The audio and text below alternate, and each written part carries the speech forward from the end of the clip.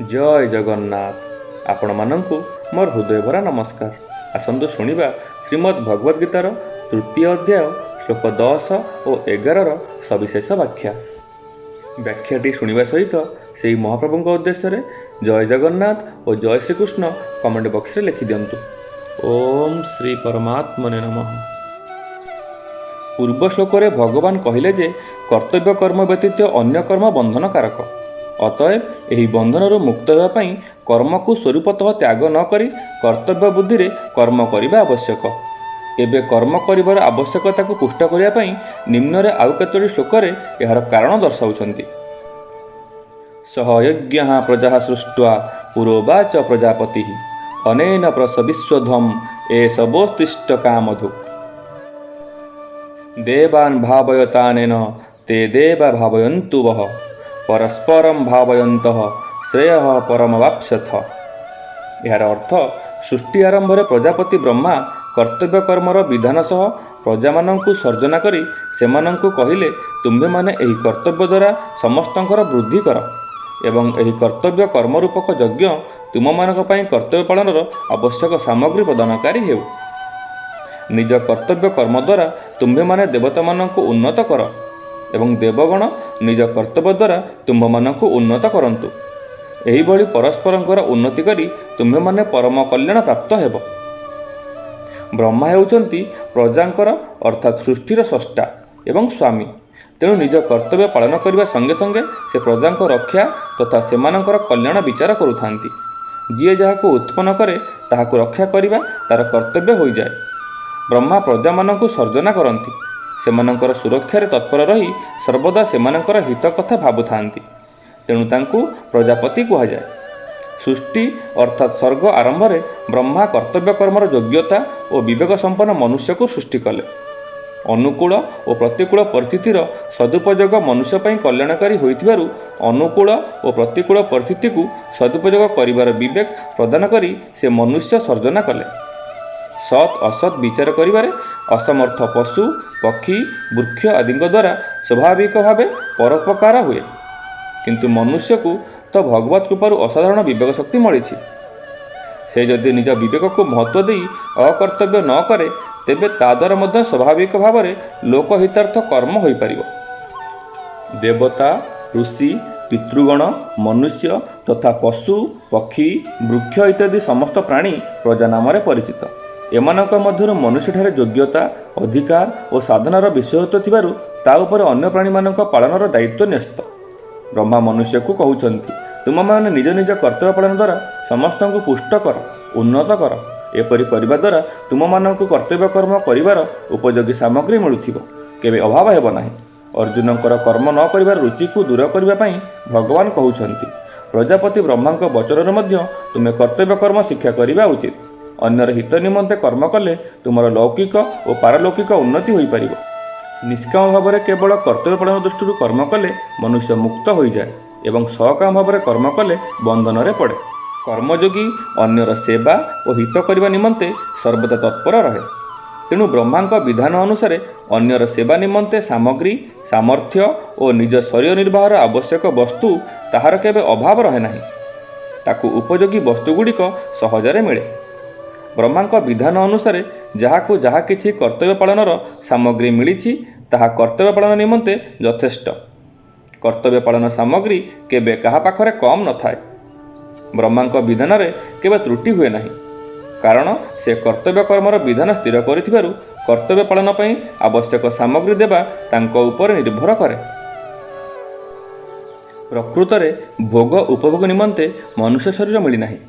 तेणु सांसारिक सुखभोग कर बोली कौनसी सत्शास्त्र रे आज्ञा बा विधान नाही। समाज मध्य स्वच्छंदरे भोग भोगिया आज्ञा दिए नाही, बरं शास्त्र और समाज अन्यर हित करने निमंते आज्ञा दियंती। पिता पाई पुत्रर पालन पोषण करिवार विधान अछि, किंतु पुत्र ठारू सेवा ग्रहण करिवार विधान नाही। पुत्र पत्नी आदि अन्यान्य संपर्कीय मानक पाई मध्य एही उक्ति प्रযোज्य। कर्मयोगींकर सर्वदा देवार भावना थाए, नेबार भावना न थाए, कारण नेबार भावना बंधनकारक। नेबार भावना रखिले कल्याण प्राप्ति बाधा उपजिबा संगे संगे सांसारिक वस्तु प्राप्ति बाधा उपस्थित हुए। ପ୍ରାୟ ସମସ୍ତଙ୍କ ଅନୁଭବ ଯେ ନେବାକୁ ଚାହୁଁଥିବା ବ୍ୟକ୍ତିକୁ କେହି ଦେବାକୁ ଚାହାନ୍ତି ନାହିଁ। ତେଣୁ ବ୍ରହ୍ମା କହୁଛନ୍ତି, କିଛି ନ ଚାହିଁ ନିଃସ୍ୱାର୍ଥ ଭାବରେ କର୍ତ୍ତବ୍ୟ କର୍ମ କଲେ ମନୁଷ୍ୟ ନିଜର ଉନ୍ନତି ଅର୍ଥାତ୍ କଲ୍ୟାଣ କରିପାରିବ। ନିଜ କର୍ତ୍ତବ୍ୟ କର୍ମ ଦ୍ୱାରା ପ୍ରାଣୀମାନଙ୍କୁ ସୁଖ ଦେବା କର୍ମଯୋଗୀଙ୍କର ଏକମାତ୍ର ଉଦ୍ଦେଶ୍ୟ। ତେଣୁ ଏଠାରେ ବ୍ରହ୍ମା ସମସ୍ତ ପ୍ରାଣୀଙ୍କ ଉନ୍ନତି ଦୃଷ୍ଟିରୁ ମନୁଷ୍ୟକୁ ନିଜ କର୍ତ୍ତବ୍ୟ କର୍ମରୂପକ ଯଜ୍ଞ ପାଳନର ଆଦେଶ ଦେଇଛନ୍ତି। ନିଜ ନିଜ କର୍ତ୍ତବ୍ୟ ପାଳନ କଲେ ମନୁଷ୍ୟର ସ୍ୱତଃ କଲ୍ୟାଣ ହୁଏ। ମନୁଷ୍ୟକୁ କର୍ତ୍ତବ୍ୟ କର୍ମ ପାଳନ କରିବାକୁ କୁହାଯାଇଛି, କାରଣ ସେ ହିଁ ଏହି ଉପଦେଶ ପ୍ରାପ୍ତିର ପୂର୍ଣ୍ଣ ଅଧିକାରୀ। ମନୁଷ୍ୟକୁ ହିଁ କର୍ମ କରିବାର ସ୍ୱାଧୀନତା ମିଳିଛି। ତେଣୁ ସେ ଏହି ସ୍ୱାଧୀନତାର ସଦୁପଯୋଗ କରିବା ଉଚିତ। ବୃକ୍ଷ ଲତା ଆଦିରେ ସ୍ୱାଭାବିକ ଭାବେ ଫୁଲ ଫଳ ଧରେ ସତ, କିନ୍ତୁ ଖତ ଓ ପାଣି ଦିଆଗଲେ ସେଥିରେ ଫୁଲ ଫଳ ଅଧିକ ଧରେ। ଠିକ୍ ସେହିପରି ଯଜନ ଓ ପୂଜନ କଲେ ଦେବଗଣଙ୍କର ପୁଷ୍ଟି ହୁଏ, ଯଦ୍ୱାରା ସେମାନଙ୍କର କାର୍ଯ୍ୟ ବିଶେଷ ରୂପେ ନ୍ୟାୟପ୍ରଦ ହୁଏ। ଯଦି ମନୁଷ୍ୟ ନିଜ କର୍ତ୍ତବ୍ୟ କର୍ମ ଦ୍ୱାରା ଦେବଗଣଙ୍କର ଯଜନ ପୂଜନ ନ କରେ, ତେବେ ସେମାନଙ୍କୁ ପୁଷ୍ଟି ମିଳେ ନାହିଁ। ଫଳରେ ସେମାନଙ୍କର କର୍ତ୍ତବ୍ୟ ପାଳନରେ ଅବହେଳା ଦେଖାଯାଏ। କର୍ତ୍ତବ୍ୟ ପାଳନରେ ଅବହେଳା ହେବାରୁ ସଂସାରରେ ବିପ୍ଳବ ଅର୍ଥାତ୍ ଅନାବୃଷ୍ଟି ଓ ଅତିବୃଷ୍ଟି ହୁଏ। ଅନ୍ୟମାନେ ଆମର ସେବା କରନ୍ତୁ ବା ନ କରନ୍ତୁ, ନିଜ କର୍ତ୍ତବ୍ୟ ଦୃଷ୍ଟିରୁ ଆମେ ସେମାନଙ୍କର ସେବା କରିବା ଉଚିତ। କିଏ କ'ଣ କରୁଛି ବା ନ କରୁଛି, ଆମକୁ ସୁଖ ଦେଉଛି ବା ଦୁଃଖ ଦେଉଛି, ସେଥିରେ ଆମର କୌଣସି ପ୍ରୟୋଜନ ନ ରହିବା ଉଚିତ। କାରଣ ଅନ୍ୟର କର୍ତ୍ତବ୍ୟ ଦେଖୁଥିବା ବ୍ୟକ୍ତି ନିଜ କର୍ତ୍ତବ୍ୟରୁ ବିଚ୍ୟୁତ ହୋଇଯାଏ। ପରିଣାମ ସ୍ୱରୂପ ତାହାର ପତନ ହୁଏ। ଅନ୍ୟମାନଙ୍କ ଦ୍ୱାରା କର୍ତ୍ତବ୍ୟ ପାଳନ କରାଇବା ମଧ୍ୟ ଆମର ଅଧିକାର ନୁହେଁ। ଆମକୁ ସମସ୍ତଙ୍କ ହିତ ନିମନ୍ତେ କେବଳ ନିଜ କର୍ତ୍ତବ୍ୟ ପାଳନ କରିବାକୁ ହେବ ଏବଂ ତଦ୍ୱାରା ସମସ୍ତଙ୍କୁ ସୁଖ ଦେବାକୁ ହେବ।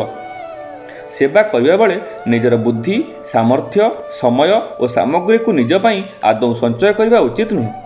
ଏପରି କଲେ ଯାଇ ଜଡ଼ତ୍ୱରୁ ସମ୍ବନ୍ଧ ବିଚ୍ଛେଦ ହେବ।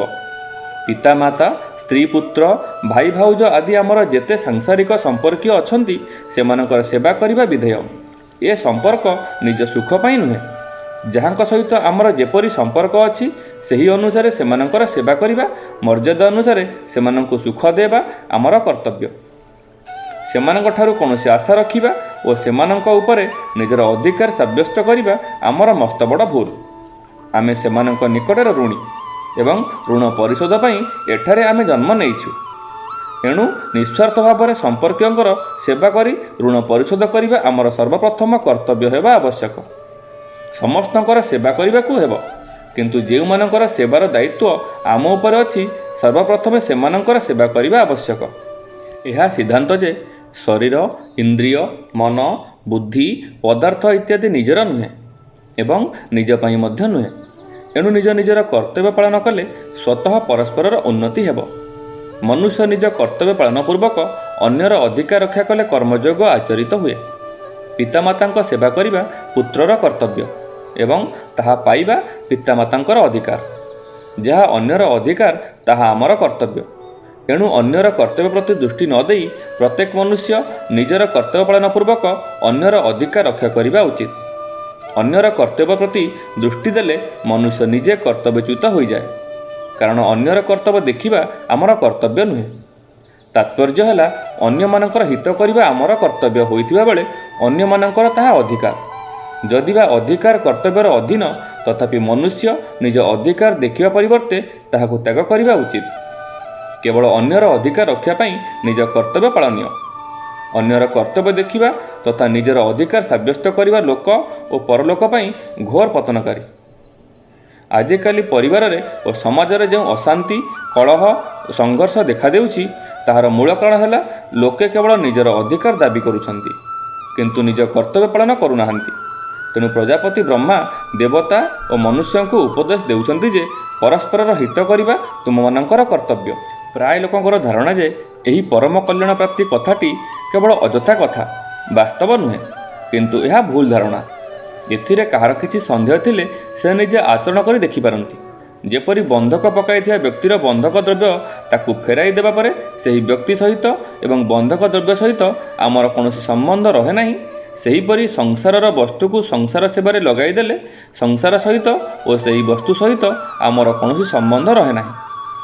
ସଂସାରଠାରୁ ସ୍ୱୀକୃତ ସମ୍ବନ୍ଧ ଛିନ୍ନ ହେବା ପରେ ଚିନ୍ମୟତାର ଅନୁଭବ ହୁଏ।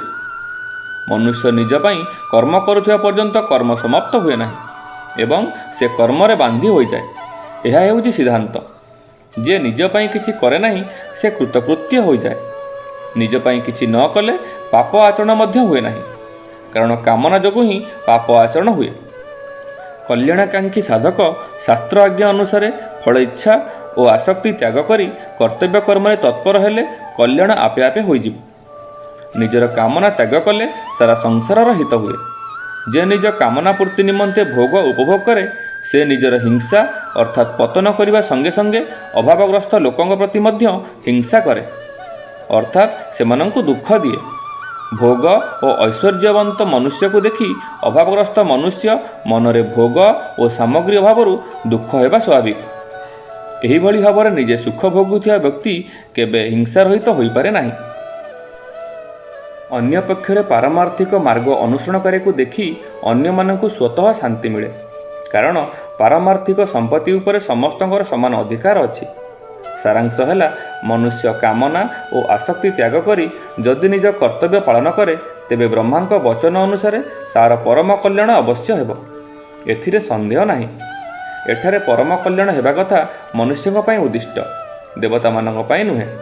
କାରଣ ଦେବଜନ୍ୟ ଆତ୍ମକଲ୍ୟାଣ ଉଦ୍ଦେଶ୍ୟରେ ମିଳେ ନାହିଁ। ମନୁଷ୍ୟ ଯେଉଁ କର୍ମ କରେ ସେହି କର୍ମ ଅନୁସାରେ ଫଳ ଦେବା, କର୍ମ କରିବାର ସାମଗ୍ରୀ ଦେବା ତଥା ନିଜ ନିଜ ଶୁଭ କର୍ମର ଫଳ ଭୋଗିବା ପାଇଁ ଦେବଜନ୍ୟ ମିଳେ। ସେମାନେ ଯେ କେବଳ ନିଷ୍କାମ କର୍ମ କରିବାର ସାମଗ୍ରୀ ଦିଅନ୍ତି ତା ନୁହେଁ। ସେମାନଙ୍କ ମଧ୍ୟରୁ କାହାଠାରେ ଯଦି ପାଳନ ନ କରୁଥିବା ମନୁଷ୍ୟ ଅନ୍ୟମାନଙ୍କର ପ୍ରାପ୍ୟ ସାମଗ୍ରୀର ଭାଗ ସେମାନଙ୍କୁ ନ ଦେଇ ଏକୁଟିଆ ନିଜେ ଭୋଗ କରେ, ଏଣୁ ସେ ଚୋର ଅଟେ। ଯେଉଁ ମନୁଷ୍ୟ ଅନ୍ୟମାନଙ୍କୁ ସେମାନଙ୍କର ଭାଗ ନ ଦେଇ ନିଜେ ଏକୁଟିଆ ଉପଭୋଗ କରେ ସେ ତ ଅବଶ୍ୟ ଚୋର। କିନ୍ତୁ ଯେଉଁ ମନୁଷ୍ୟ ଯେତିକି ଅଂଶରେ ନିଜର ସ୍ୱାର୍ଥ ସିଦ୍ଧ କରିବାକୁ ଚାହେଁ ଅର୍ଥାତ୍ ସାମଗ୍ରୀକୁ ସେବାରେ ଲଗାଇ ପ୍ରତିବଦଳରେ ମାନ ବଡ଼ିମା ପ୍ରଭୃତି ଚାହେଁ ସେ ମଧ୍ୟ ସେତିକି ଅଂଶରେ ଚୋର। ଏତାଦୃଶ ମନୁଷ୍ୟଙ୍କ ଅନ୍ତଃକରଣ କେବେ ଶୁଦ୍ଧ ଓ ଶାନ୍ତ ରହିପାରେ ନାହିଁ। ଏହି ଶରୀର କଦାପି ସମଷ୍ଟି ସଂସାରଠାରୁ ଅଲଗା ନୁହେଁ କି ଅଲଗା ହୋଇପାରିବ ନାହିଁ, କାରଣ ସମଷ୍ଟିର ଅଂଶକୁ ହିଁ ବ୍ୟଷ୍ଟି କୁହାଯାଏ। ବ୍ୟଷ୍ଟି ଅର୍ଥାତ୍ ଶରୀରକୁ ନିଜର ମାନିବା ଏବଂ ସମଷ୍ଟି ଅର୍ଥାତ୍ ସଂସାରକୁ ନିଜର ନ ମାନିବା ହିଁ ରାଗଦ୍ୱେଷ ଆଦି ଦ୍ୱନ୍ଦ୍ୱର କାରଣ ଏବଂ ଏହା ଅହଙ୍କାର, ବ୍ୟକ୍ତିତ୍ୱ ବା ବିଷମତା। କର୍ମଯୋଗରେ ଏସବୁ ଅର୍ଥାତ୍ ରାଗଦ୍ୱେଷ ଆଦି ସହଜରେ ଦୂର ହୋଇଯାଏ, କାରଣ କର୍ମଯୋଗୀଙ୍କର ଧାରଣା ଯେ ମୁଁ ଯାହା କିଛି କରୁଛି ସେସବୁ ନିଜ ପାଇଁ କରୁନାହିଁ, ବରଂ ସଂସାର ପାଇଁ କରୁଛି। ଏଥିରେ ଏକ ମାର୍ମିକ କଥା ହେଲା, କର୍ମଯୋଗୀ ନିଜ କଲ୍ୟାଣ ପାଇଁ ମଧ୍ୟ କୌଣସି କର୍ମ ନ କରି ସଂସାରର କଲ୍ୟାଣ ଉଦ୍ଦେଶ୍ୟରେ ସମସ୍ତ କର୍ମ କରନ୍ତି।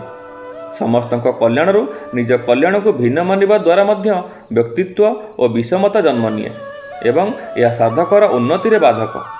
ଶରୀର, ଇନ୍ଦ୍ରିୟ, ମନ, ବୁଦ୍ଧି ଆଦି ଯାହା କିଛି ଆମ ପାଖରେ ଅଛି ସେସବୁ ଆମକୁ ସଂସାରରୁ ମିଳିଛି। ସଂସାରରୁ ପ୍ରାପ୍ତ ବସ୍ତୁକୁ କେବଳ ନିଜ ସ୍ୱାର୍ଥ ସିଦ୍ଧିରେ ଲଗାଇବା ସାଧୁତା ନୁହେଁ। ମନୁଷ୍ୟର କଲ୍ୟାଣ କରିବା ହିନ୍ଦୁ ସଂସ୍କୃତିର ଏକମାତ୍ର ଉଦ୍ଦେଶ୍ୟ। ଏହି ଉଦ୍ଦେଶ୍ୟରେ ବ୍ରହ୍ମା ମନୁଷ୍ୟଙ୍କୁ ନିଃସ୍ୱାର୍ଥ ଭାବରେ ନିଜ ନିଜ କର୍ତ୍ତବ୍ୟ ଦ୍ୱାରା ପରସ୍ପରକୁ ସୁଖ ଦେବାକୁ ଆଜ୍ଞା ଦେଇଥିଲେ। ପରିବାରରେ ଭାଇ, ଭଉଣୀ, ମା ସଭିଏଁ କର୍ମ କରୁଥିଲେ ମଧ୍ୟ ଏକ ବଡ଼ ଭୁଲ କରନ୍ତି ଯେ ସେମାନେ କାମନା, ମମତା, ଆସକ୍ତି, ସ୍ୱାର୍ଥ ଇତ୍ୟାଦିର ବଶୀଭୂତ ହୋଇ କର୍ମ କରନ୍ତି। ତେଣୁ ସେମାନଙ୍କର ଲୌକିକ ଓ ପାରଲୌକିକ ଲାଭ ହେବା ପରିବର୍ତ୍ତେ କ୍ଷତି ହୁଏ। ସ୍ୱାର୍ଥର ବଶୀଭୂତ ହୋଇ ନିଜ ପାଇଁ କର୍ମ କରିବାରୁ ଇହଲୋକରେ ସଂଘର୍ଷ, ମାରପିଟ, ଈର୍ଷା ଇତ୍ୟାଦି ହୁଏ ଏବଂ ପରଲୋକରେ ଦୁର୍ଗତି ହୁଏ। ଅନ୍ୟର ସେବା କରି ପ୍ରତିବଦଳରେ କିଛି ଆଶା କଲେ ବସ୍ତୁ ଓ ବ୍ୟକ୍ତିଙ୍କ ସହ ମନୁଷ୍ୟର ସମ୍ବନ୍ଧ ହୋଇଯାଏ। କୌଣସି କର୍ମ ସହିତ ସ୍ୱାର୍ଥଗତ ସମ୍ବନ୍ଧ ହୋଇଗଲେ ସେହି କର୍ମ ତୁଚ୍ଛ ଓ ବନ୍ଧନକାରକ ହୋଇଯାଏ। ସ୍ୱାର୍ଥପର ମନୁଷ୍ୟକୁ ସଂସାରରେ କେହି ଭଲ କହେ ନାହିଁ। ପାଇବାକୁ ଚାହୁଁଥିବା ବ୍ୟକ୍ତିକୁ କେହି ଦେବାକୁ ଚାହେଁ ନାହିଁ। ପ୍ରାୟ ଦେଖାଯାଏ ଯେ ଘରେ ମଧ୍ୟ ରାଗୀ ଅର୍ଥାତ୍ ଆସକ୍ତ ଓ ଭୋଗୀ ବ୍ୟକ୍ତିଠାରୁ ଦ୍ରବ୍ୟଗୁଡ଼ିକୁ ଲୁଚାଇ ରଖାଯାଏ। ଅନ୍ୟପକ୍ଷରେ ଆମ ପାଖରେ ଥିବା ବୁଦ୍ଧି, ସମୟ, ସାମର୍ଥ୍ୟ ଓ ସାମଗ୍ରୀ ଦ୍ୱାରା ଅନ୍ୟର ସେବା କଲେ ତ ନିଶ୍ଚୟ କଲ୍ୟାଣ ହୁଏ।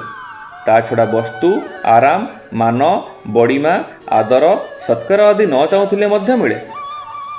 କିନ୍ତୁ କର୍ମଯୋଗୀଙ୍କର ମାନ ବଡ଼ିମା ଇତ୍ୟାଦିରେ ଇଚ୍ଛା ନଥାଏ, କାରଣ ଏସବୁର ଇଚ୍ଛା ଓ ସୁଖଭୋଗ ବନ୍ଧନକାରକ।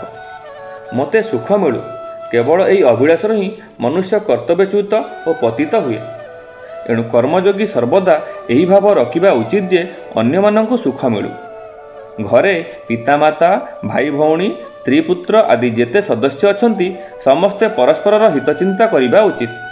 ସାଧାରଣତଃ ସେବକ ମୁଁ ସେବା କରୁଛି, ମୁଁ ଜିନିଷ ଦେଉଛି ବୋଲି ମିଥ୍ୟା ଅଭିମାନ କରେ। ଏହା ତାର ଭୁଲ। ବସ୍ତୁତଃ ସେବକ ସେବ୍ୟର ବସ୍ତୁ ହିଁ ସେବ୍ୟକୁ ଦିଏ। ଯେପରି ମା କ୍ଷୀର ତା ନିଜ ପାଇଁ ନ ହୋଇ ଶିଶୁ ପାଇଁ ହୋଇଥାଏ, ସେହିପରି ମନୁଷ୍ୟ ପାଖରେ ଥିବା ସମସ୍ତ ସାମଗ୍ରୀ ନିଜ ପାଇଁ ନ ହୋଇ ଅନ୍ୟ ପାଇଁ ହୋଇଥାଏ। ମନୁଷ୍ୟର ପ୍ରାପ୍ତ ସାମଗ୍ରୀରେ ମମତା କରିବା ଅର୍ଥାତ୍ ତାହାକୁ ନିଜର ଓ ନିଜ ପାଇଁ ମାନିବା ଅଧିକାର ନାହିଁ। ମମତା କଲେ ମଧ୍ୟ ପ୍ରାପ୍ତ ସାମଗ୍ରୀ ସର୍ବଦା ରହିବ ନାହିଁ, କେବଳ ମମତା ରୂପକ ବନ୍ଧନ ହିଁ ରହିଯିବ। ତେଣୁ ବସ୍ତୁଗୁଡ଼ିକୁ ନିଜର ଭାବି ଯେ ସେଗୁଡ଼ିକୁ ଯେ ଉପଭୋଗ କରେ, ଭଗବାନ ତାକୁ ଚୋର ବୋଲି କହିଛନ୍ତି। ଦେବତା, ଋଷି, ପିତୃପୁରୁଷ, ପଶୁପକ୍ଷୀ, ବୃକ୍ଷଲତା ପ୍ରଭୃତି ସ୍ୱଭାବତଃ ପରୋପକାରୀ। ଏମାନଙ୍କଠାରୁ ସହଯୋଗ ପାଉଥିବାରୁ ମନୁଷ୍ୟ ଏମାନଙ୍କ ପାଖରେ ଋଣୀ। ଏହି ଋଣରୁ ମୁକ୍ତ ହେବା ପାଇଁ ପଞ୍ଚମହାଯଜ୍ଞର ବିଧାନ ରହିଛି। ବୁଦ୍ଧିପୂର୍ବକ ସମସ୍ତଙ୍କୁ କର୍ତ୍ତବ୍ୟ କର୍ମ ଦ୍ୱାରା ତୃପ୍ତ କରିପାରିବା ଭଳି ଏକମାତ୍ର ପ୍ରାଣୀ ହେଉଛି ମନୁଷ୍ୟ। ଅତଏବ ମନୁଷ୍ୟ ଉପରେ ସବୁଠାରୁ ଅଧିକ ଦାୟିତ୍ୱ ରହିଛି। ତାକୁ ଏପରି ସ୍ୱତନ୍ତ୍ରତା ମିଳିଛି ଯାହାର ସଦୁପଯୋଗ କରି ସେ ପରମଶ୍ରେୟ ଲାଭ କରିପାରିବ। ଦେବଗଣ ସ୍ୱାଭାବିକ ଭାବେ ସେମାନଙ୍କର କର୍ତ୍ତବ୍ୟ ପାଳନ କରନ୍ତି। ମନୁଷ୍ୟ ଯଦି ନିଜ କର୍ତ୍ତବ୍ୟ ପାଳନ ନ କରେ, ତେବେ କେବଳ ଦେବତାଙ୍କ ମଧ୍ୟରେ ନୁହେଁ, ବରଂ ତ୍ରିଲୋକରେ ମଧ୍ୟ ବିଶୃଙ୍ଖଳା ସୃଷ୍ଟି ହୁଏ। ଫଳରେ ଅତିବୃଷ୍ଟି, ଅନାବୃଷ୍ଟି, ଭୂକମ୍ପ, ଦୁର୍ଭିକ୍ଷ ଇତ୍ୟାଦି ପ୍ରାକୃତିକ ପ୍ରକୋପ ବୃଦ୍ଧି ହୁଏ। ଭଗବାନ ମଧ୍ୟ ଗୀତାରେ କହିଛନ୍ତି, ଯଦି ମୁଁ ସାବଧାନ ହୋଇ କର୍ତ୍ତବ୍ୟ ପାଳନ ନ କରିବି, ତେବେ ସମସ୍ତେ ନଷ୍ଟଭ୍ରଷ୍ଟ ହୋଇଯିବେ। ଯେପରି ଚଳନ୍ତା ଶଗଡ଼ର ଗୋଟିଏ ଚକ ଖଣ୍ଡିତ ହୋଇଗଲେ ପୁରା ଶଗଡ଼ଟି ଝୁଙ୍କିଯାଏ, ସେହିପରି ଗତିଶୀଳ ସୃଷ୍ଟିଚକ୍ରରେ ଯଦି ଜଣେ ମଧ୍ୟ କର୍ତ୍ତବ୍ୟଚ୍ୟୁତ ହୁଏ, ତେବେ ସାରା ସୃଷ୍ଟି ଉପରେ ତାହାର ବିପରୀତ ପ୍ରଭାବ ପଡ଼େ। ଅପରପକ୍ଷରେ ଶରୀରର ଗୋଟିଏ ପୀଡ଼ିତ ଅଙ୍ଗ ସୁସ୍ଥ ହେଲା ପରେ ଯେପରି ସାରା ଶରୀରର ହିତ ହୁଏ, ସେହିପରି ଠିକ୍ ଭାବରେ ନିଜ କର୍ତ୍ତବ୍ୟ ପାଳନ କରୁଥିବା ମନୁଷ୍ୟ ଦ୍ୱାରା ସାରା ସୃଷ୍ଟିର ହିତ ସ୍ୱତଃ ହୁଏ। ପ୍ରଜାପତି ବ୍ରହ୍ମା ଦେବତା ଓ ମନୁଷ୍ୟଙ୍କୁ ନିଜ ନିଜର କର୍ତ୍ତବ୍ୟ ପାଳନ କରିବାକୁ ଆଜ୍ଞା ଦେଇଛନ୍ତି। ଦେବଗଣ ପ୍ରଭୃତି ସମସ୍ତେ ମର୍ଯ୍ୟାଦାରେ ଚଳନ୍ତି। କେବଳ ମନୁଷ୍ୟ ନିଜ ମୂର୍ଖତା ଯୋଗୁଁ ମର୍ଯ୍ୟାଦା ଭଙ୍ଗ କରୁଛି। ଅନ୍ୟର ସେବା ପାଇଁ ତାକୁ ଯେଉଁ ସାମଗ୍ରୀ ମିଳିଛି, ସେଗୁଡ଼ିକ ଉପରେ ସେ ନିଜର ଅଧିକାର ସାବ୍ୟସ୍ତ କରୁଛି। ଅନନ୍ତ ଜନ୍ମର କର୍ମବନ୍ଧନରୁ ମୁକ୍ତି ଲାଭ କରିବା ପାଇଁ ମନୁଷ୍ୟକୁ ସ୍ୱତନ୍ତ୍ରତା ମିଳିଛି, କିନ୍ତୁ ତାହାକୁ ସେ ଦୁରୁପଯୋଗ କରି କର୍ମ ଓ କର୍ମଫଳର ମମତା ଓ ଆସକ୍ତି କରୁଛି। ଫଳସ୍ୱରୂପ ନୂତନ ବନ୍ଧନ ଉତ୍ପନ୍ନ କରି ସେ ନିଜେ ସେଥିରେ ବାନ୍ଧି ହୋଇଯିବା ସଙ୍ଗେ ସଙ୍ଗେ ଆଗକୁ ଅନନ୍ତ ଜନ୍ମ ପର୍ଯ୍ୟନ୍ତ ଦୁଃଖ ଭୋଗିବାର କ୍ଷେତ୍ର ପ୍ରସ୍ତୁତ କରୁଛି। ଏଣୁ ମନୁଷ୍ୟକୁ ମିଳିଥିବା ସାମଗ୍ରୀ ଦ୍ୱାରା ସେ ତ୍ରିଲୋକର ସେବା କରିବା ଉଚିତ, ଅର୍ଥାତ୍ ତାହାକୁ ସେ ଭଗବାନ, ଦେବତା, ଋଷି, ପିତୃପୁରୁଷ ଓ ମନୁଷ୍ୟ ଆଦି ସକଳ ପ୍ରାଣୀଙ୍କ ସେବାରେ ଲଗାଇବା ଉଚିତ। ଜ୍ଞାନୀ ଗୁଣୀମଣ୍ଡଳୀ ଓ ସଜ୍ଜନ ମଣ୍ଡଳୀ, ଆପଣମାନେ ଶୁଣୁଥିଲେ ଶ୍ରୀମଦ୍ ଭଗବଦ୍ ଗୀତାର ତୃତୀୟ ଅଧ୍ୟାୟ ଶ୍ଲୋକ 10 ଓ 11ର ସବିଶେଷ ବାକ୍ୟ। ଆପଣଙ୍କୁ ଅଶେଷ ଅଶେଷ ଧନ୍ୟବାଦ। ସେହି ପରମାତ୍ମାଙ୍କ ଶ୍ରୀଚରଣରେ ସମସ୍ତଙ୍କ ମଙ୍ଗଳ କାମନା କରି ରହୁଛି। ଜୟ ଜଗନ୍ନାଥ, ଜୟ ଶ୍ରୀକୃଷ୍ଣ।